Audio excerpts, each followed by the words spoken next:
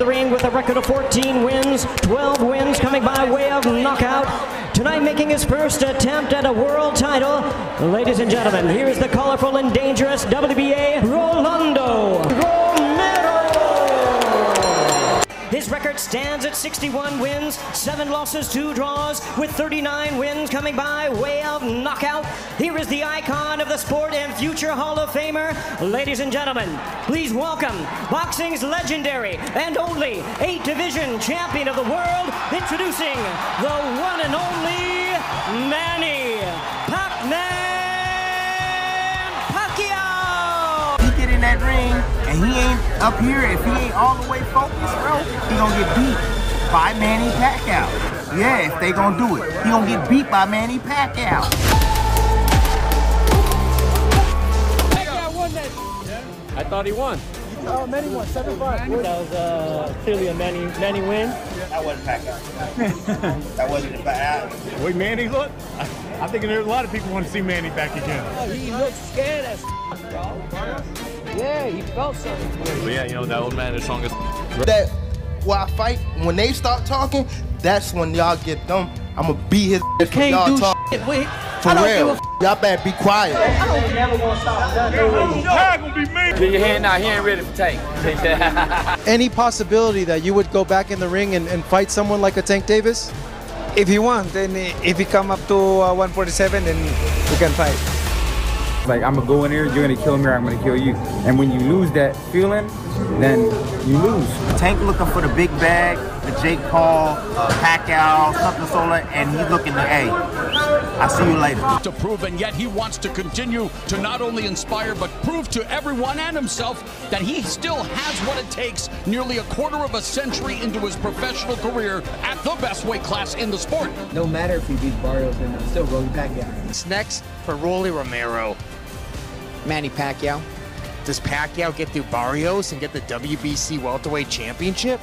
None of that matters. I'll still fight him. What happened to that fight, Rolly? I want a Hall of Famer on my record. You know, at the age of 40, you become slow and become... And it's kind of a challenge to myself that to prove something. Saying things like Pac-Man is back. All I can say that Pac-Man is back and the journey will continue. At this point of his career, Manny should go out fighting whoever he wants to fight. He deserves it. Yeah. He's gonna be a world champ for a long time. He's gonna get some more champ. He'll get him on. He'll fight the biggest. I hear they want me to fight Pacquiao next. I'm not predicting the fight, but I will do my best to do the same with my last fight. What you really meant to say, man, that's a so he gonna really this boy up. I mean, send him back to the hood, knock him the out, change his life. He gonna see about 6 different Pacquiao in the ring that night. Can't write Manny completely off because he's Brady-esque to me. It's like what I said about Tom Brady falling off the cliff. I do think Tom Brady's in decline. But when you're falling from here, boy, you got a lot of room. So Pacquiao is falling from such heights that he's still better than most. He's a tall, lean guy, but he fights like a shorter guy, and he's there to be. To watch a 40-year-old man be victorious in that ring on that night, he is inspiration to many, including myself. I'm inspired right now. I'm just inspired to beat him up. One of the great performances in the history of not only this sport, but all of sport. Next for Rolly Romero. Manny Pacquiao. Does Pacquiao get through Barrios and get the WBC welterweight championship? None of that matters. I'll still fight him. What happened to that fight, Rolly? I want a Hall of Famer on my record. I don't pick my opponent. I don't, you know, I fight him all. He says you're his legacy fight. With Rolando, he says you're his legacy fight.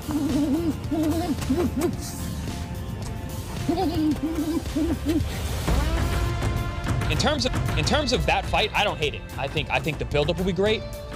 Mario wasn't the most marketable guy in terms of doing interviews and selling the fight, but Rollies, dude, that guy can sell. He get in that ring and he ain't up here, if he ain't all the way focused, bro, he gonna get beat by Manny Pacquiao. Yeah, if they gonna do it, he gonna get beat by Manny Pacquiao. Pacquiao, knockout lang kuno daw ang aabutin sa makakalaban ngayon na si Rolando Romero. Kilala si Rolando Romero na mayroon din talagang lakas at diin ang mga suntok nito na pinapakawalan, na kung saan isa siya sa mga boksingerong nagpahirap kay Gervonta Tank Davis. Bagamat hindi po mas pinagbibigyan ng pansin itong si Rolly Romero ang kanyang mga jab, ay ang matatalim naman ito ng mga hook ang talagang gumigiba sa kanyang mga nakakalaban. At ang mga ganitong klase na hook din talaga mga idol ang nagpahirap at nagpatulog ito sa ating pambansang kamao na si Manny Pacquiao noon. Kaya sinasabi po ng ilang mga boxing analyst doon sa bansang Amerika na itong si Rolando Romero ang susunod na di umanong makapagpapatulog sa ating kababayan at tuluyang makapagpaparetiro sa ating pambansang kamao na si Manny Pacquiao. Ngayon mga idol, alam niyo po ba, maraming nababahala sa mga nagiging hakbang ng ating pambansang kamao Manny Pacquiao ngayon dahil sa parabang limitado na ang kanya na namang pagsasanay na gagawin upang mapaghandaan ng gusto ang kanya ngayong paparating na mabigat na laban dito sa 147 pounds welterweight division na kung saan 3 buwan nga lang ay atin muling makikitang lumaban ang ating pambansang kamao Manny Pacquiao sa mas batang kampyon. Sa nakaraan po kasing laban ni Pacquiao sa WBC welterweight world champion na si Mario Barrios ay sinabi ni Pacquiao na kulang kuno ang buwan ng kanyang pagsasanay para sa gayon ay paghandaan si Barrios. Pero dito sa pagkakataon po kasing ito mga idol, nababahala muli ang mga Pinoy dahil sa mukhang kukulangin muli ng panahon nitong si Pacquiao para sa gayon nga ay mapaghandaan ang kanyang mabigat na laban sa matunog na pangalan na kanyang kakaharapin sa unang buwan ng taong 2026. O tama po kayo ng pagkakarinig mga idol, dahil sa buwan ng Enero sa susunod na taon ay muli na kunong lalaban si Pacquiao para harapin itong WBA welterweight world champion na si Rolando Rolly Romero. Si Romero po talaga ang napipisil na pwedeng makalaban ni Pacquiao nung mauwi sa tabla itong laban niya kay Mario Barrios. Ayon po sa mga lumabas na balita, ay nasa final na di umano na diskusyon at negosasyon ang magiging world title fight na ito. Sa mga gustong mangyari na laban ng ating pambansang kamao dahil sa mayroong pagkakataon na mabasag niya ang kanyang sariling legasiya. At yun na nga, ay ang maging pinakamatandang kampiyon dito sa 147 pounds welterweight division. At makakamit niya lamang ito sa pagtalo dito sa mas malaki at mas malakas na kampiyon na si Romero. Pero hindi po kasi biro ang kakayahan ng kampiyon na ito mga idol, na may malakas na hook at sobrang didiing mga patama. Kaya naman ay medyo mahihirapan din po talaga ang ating kababayan sa magiging laban ng ito. Lalo pa po't alam naman natin na hindi na ang prime na Manny Pacquiao ang lalaban, na mayroong mga limitadong paggalaw at ginagawa para maiwasan ang mga madidiing suntok ng kanyang kalaban. Hindi na ito yung Pacquiao na tumatalon sa magkakaibang anggulo para iwasan ang mga malalakas na suntok ng kanyang kalaban, na kung saan ay mas tinatamaan at mas madali na ring mapatamaan ang ating kababayan. Pero mas magiging madali na laban ito para kay Pacquiao dahil sa hindi nga mahilig bumato ng jab itong si Romero. Kaya naman ay hindi po magiging komplikado ang mga pagpasok nitong si Pacquiao sa depensa nitong si Rolly Romero, na siguradong magre-resulta ng isang kapanapanabik na laban dito sa pagitan ni Manny Pacquiao at Rolly Romero. Ngayon mga idol, ano sa tingin nyo? Sino kaya ang pwedeng makalaban ni Pacquiao sa kanyang pagbabalik sa boxing? Si Devin Haney ba? Si Rolando Romero? O ang mailap na si Floyd Mayweather Jr.? At bago po natin masaksihan ang pagbabalik na laban nitong si Pacquiao, ay may ihahain muna po ko na laban sa inyo. At dito na nga po, ay ang kauna-unahang pagdedepensa ni Pacquiao sa kanyang titulo, na kung saan ay ang kanya pong nakalaban ay itong si Jorge Julio. Sa round 1 pa lamang mga idol, ay maaga pong bumabato ng madidiin at kaliwang suntok itong si Pacquiao. Gusto agad itong si Pacquiao na makuha ang face ng kanilang laban sa pamamagitan ng maagang pagbabato ng malakas na suntok. Lumalagitik po sa katawan nitong si Jorge ang lakas ng bawat patama ng mga suntok nitong si Pacquiao, na naging dahilan mga idol kung bakit napunta kay Pacquiao ang round 1 ng laban. Well, I can't imagine anyone fouling me when I were fighting. They're just trying to get Pacquiao ready to be more protected this time, perhaps. Freddie says he would like for Pacquiao to learn the fouls yesterday. I wouldn't be surprised if Julio tries to do the same doggone thing. Thoroughly, and I think Pacquiao has already gotten some of Julio's left-hand counter. That many times me not like it one back, so this must be a real good kid. Big left hand by Pacquiao. Maybe biting off something more than you can chew, but Julio has a lot of knowledge and a lot of craft. When you come up to 122 from 118 and you get Manny Pacquiao in your third... Julio has got a concerned look on his face. Sometimes the first couple of punches might rock you, but then you taste the power and sort of get used to it, right, Bobby? Well, you know, there are times I countered by a nice left-hand counter by Julio. Oh, big left hand by Pacquiao. You can see what a big hitter Pacquiao wants to be. Throws every punch with aggression. So much more. Pacquiao with a body shot after missing with the wild. But if you get caught one of those and you're not looking, I'll tell you what, your legs come right out from under you. If you catch you looking, well... And there's a low blow. So already an elbow and a low... Pacquiao. Go ahead. Go ahead. Aggressive intention. Julio, a little bit more of a change-up artist, and holding his own now. Punch that hard as Pacquiao is. Takes a lot of energy to start those punches. Oh, that's a huge left-hand shot. And the right-hand shot. Don't knock down. Don't pull him down, man. As I'm saying. You play the case.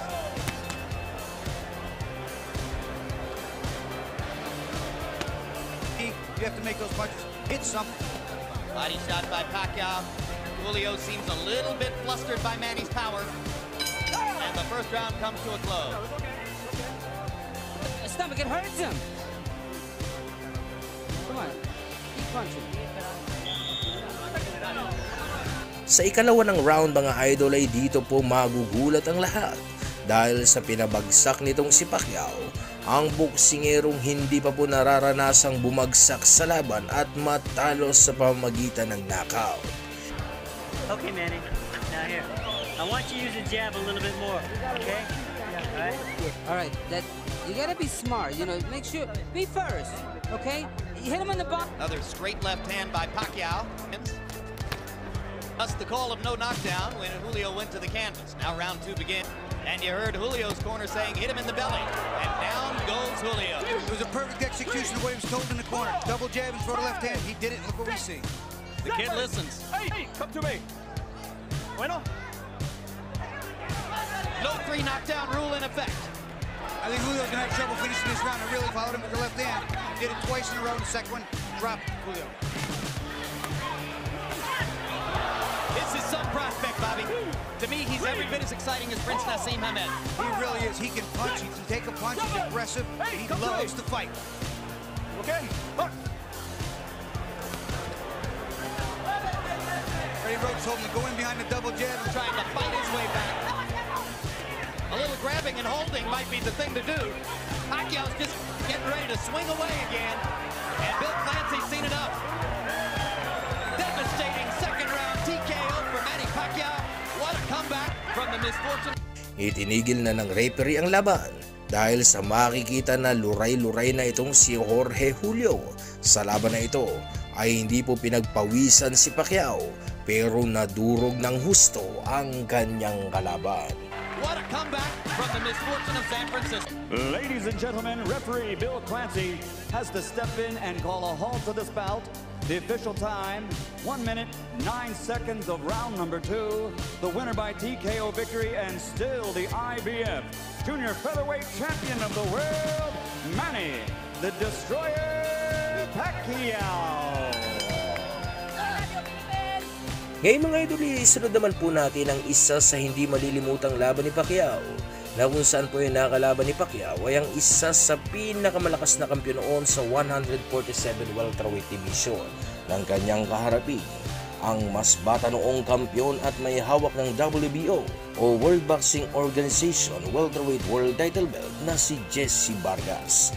Itong si Pacquiao ay nagbalik sa kanyang pagre-retiro dahil sa na-miss di umano niya ang boxing. At sa kanyang pagbabalik ay agad-agad po nitong sinagupa ang kampiyon na si Jesse Vargas. I'm happy to be back. I feel lonely and sad when you are thinking you're not longer active with the sport of boxing. You know, I want to box, I want to continue because Sa laban na ito mga idol ay maraming naniniwala na hindi na kaya di umano nitong si Pacquiao makipagsabayan sa mas batang kalaban. Lalo pat itong si Vargas ay nasa kanya na ngayong kapanahunan na kung saan ay nag-uumapaw ang kumpiyansa ng kampiyon na ito na kanya di umanong tatalunin lamang sa laban ang 8th Division World Champion na ating pambansang kamao na si Manny Pacquiao. Let's come out victorious and to show that I'm the best in the welterweight division. What have you done to prepare for Manny? What have I done? What have we done? My team and I have prepared tremendously in a great way, and we look forward to performing well because that's what we work for. You know, and this November 5th, this Saturday night, tomorrow night, we're going to give the fans a great performance, and we plan to come out victorious. We work hard for it, and we have no doubt that that will be the outcome. Walang kaalam-alam si Vargas na hindi pa rin nawawala ang bagsik nitong si Pacquiao. Kaya naman pa yung mararanasan ng kampiyon na ito ang pagkatalo na hindi niya pa nararanasan sa kanyang talang buhay. Kaya naman ay huwag po natin patagalin pa at sabay-sabay po natin ngayong panoorin ang highlights ng kanilang buong naging sagupaan. Sa unang round mga idol ay medyo po nagiging maingat ang ating kababayan na si Pacquiao dahil sa aminado itong si Pacquiao na malakas din itong kanyang kalaban. Kaya naman binabasa at kinakapapa ng ating kababayan ang lakas at diskarte ng kanyang kalaban sa pagbato ng suntok.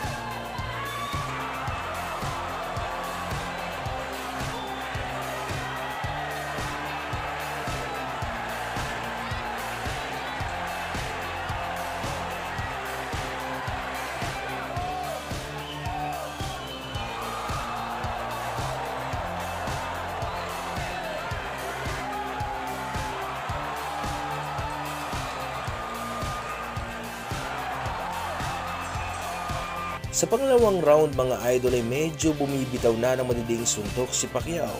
Gusto ni Manny Pacquiao na makuha ang round 2. Kaya lamang kasi ay desidido ang kampiyon na si Jesse Vargas na makuha ang face ng laban. Pero hindi niya inaasahan na mangyayari dahil sa lalagapak pala ang kanyang puwetan sa lakas ng suntok na pinakawalan nitong si Manny Pacquiao.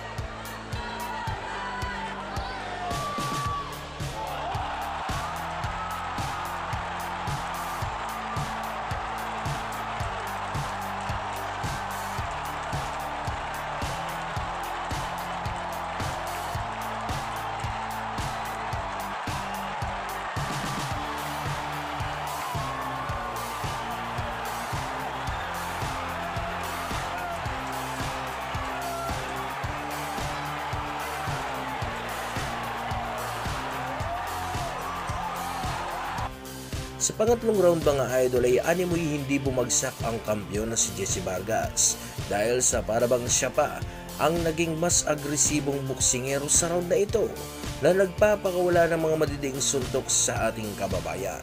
Di naman inaayaan ni Pacquiao na mangyari ito. Kaya naman malalakas sa suntok din po ang pinakawala ni Pacquiao kung saan nga ay nagsimula ng maglaro ang ating kababayan.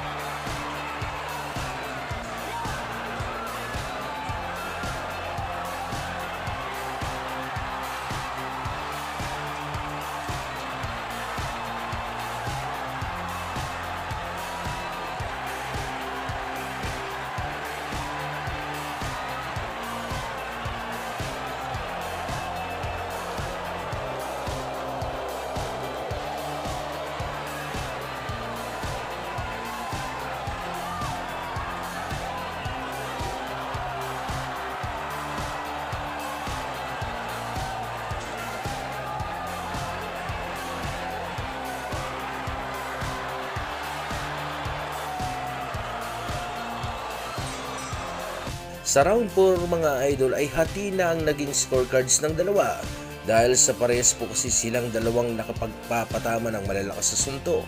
Pero ang round na ito ay binigay po kay Jesse Vargas mga idol dahil sa may isang kanang malakas sa suntok na naipatama itong si Jesse Vargas sa mukha ng ating kababayan.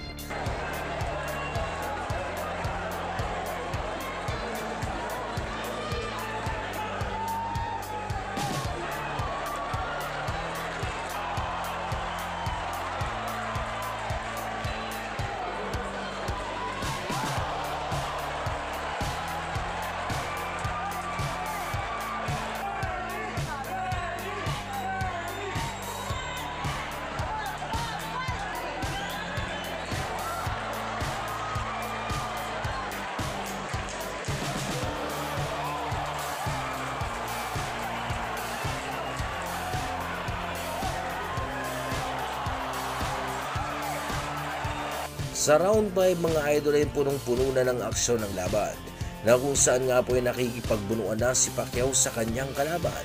Hindi naman basta-basta nagpapadaig itong si Jesse Vargas dahil sa agad-agad po kasi itong bumabato ng maraming suntok sa tuwing pumapasok na sa kanyang depensa ang ating kababayan.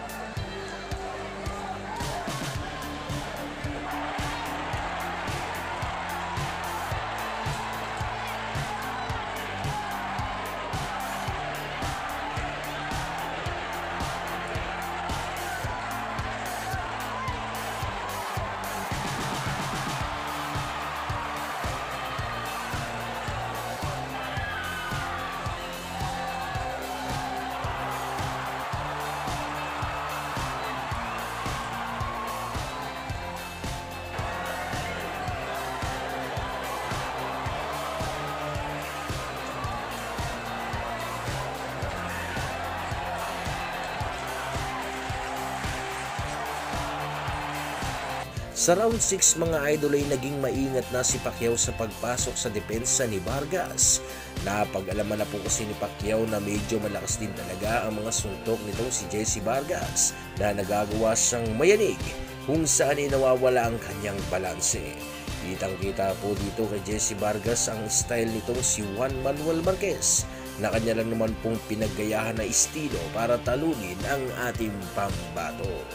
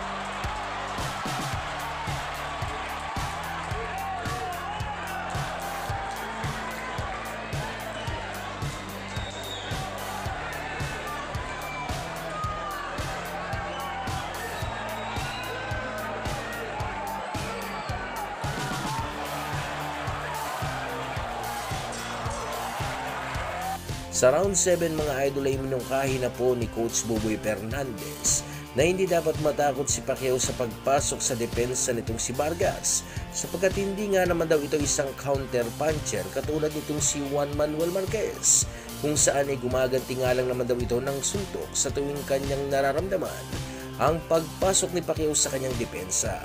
Kaya naman ay nagsimula muli ang bagyo mula sa ating pambansang kamao.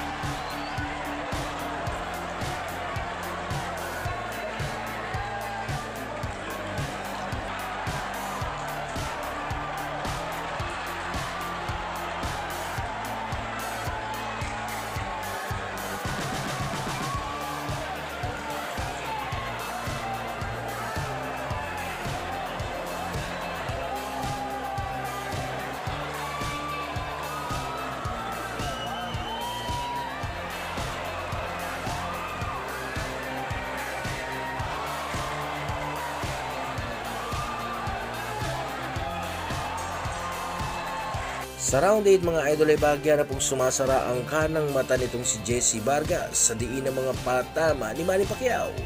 Hindi na mabasa-basa ni Vargas ang lokasyon ng mga pinanggagalingan ng mga suntok nitong ating kababayan. Kaya naman ay bara-bara na ang Jessie Vargas sa round na ito na sumusuntok na lamang sa hangin. Ito ay dahil sa pabago-bago ang estilo na ginagawa ni Manny Pacquiao.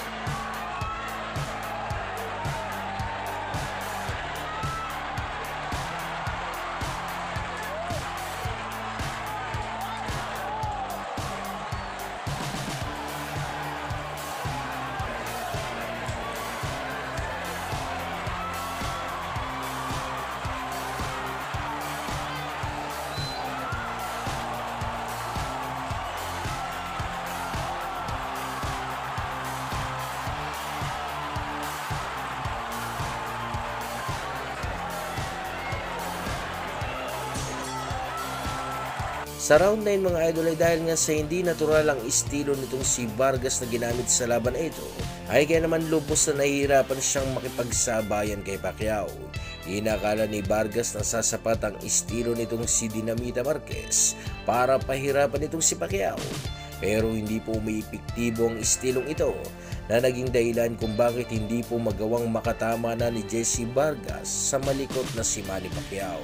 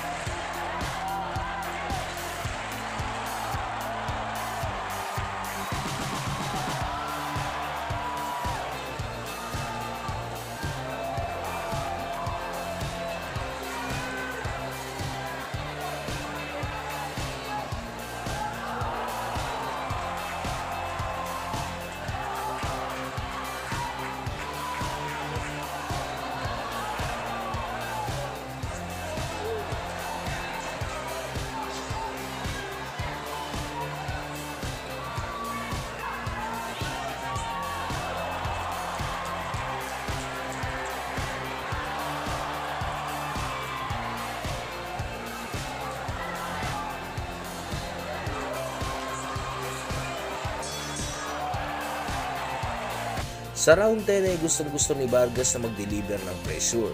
Kaya lamang ay hindi malaman-laman itong si Vargas sa kung paano niya nga ba ito maisasagawa. Dahil sa hindi kasi basta-basta nagpapadikta na lamang sa laban ng ating kababayan na si Manny Pacquiao. Kaya naman po sa laban na ito ay nagmistulang bata na si Jessie Vargas na sumusuntok ng wala sa anggulo.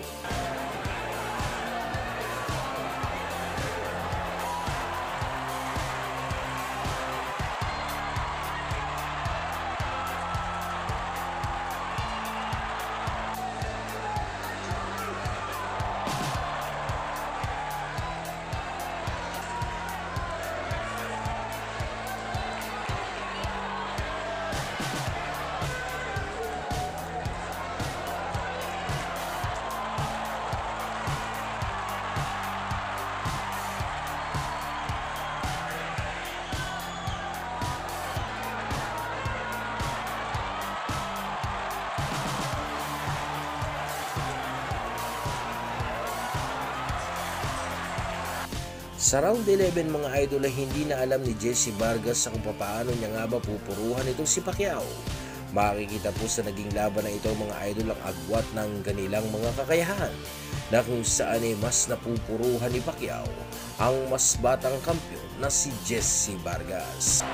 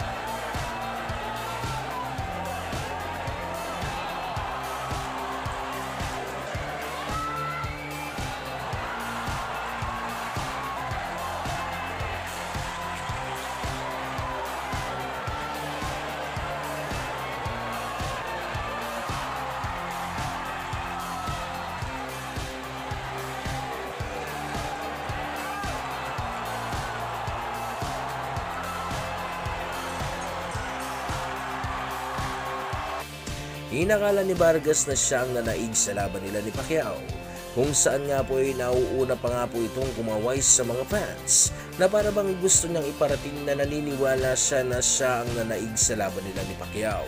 Pero katulad nga ng inaasahan mga idol, ay dahil nga sa mas maraming naipatamang malalakas sa suntok itong si Pacquiao, ay kaya naman siya ang nanaig sa laban at nag-uwi ng WBO Welterweight World Title Belt.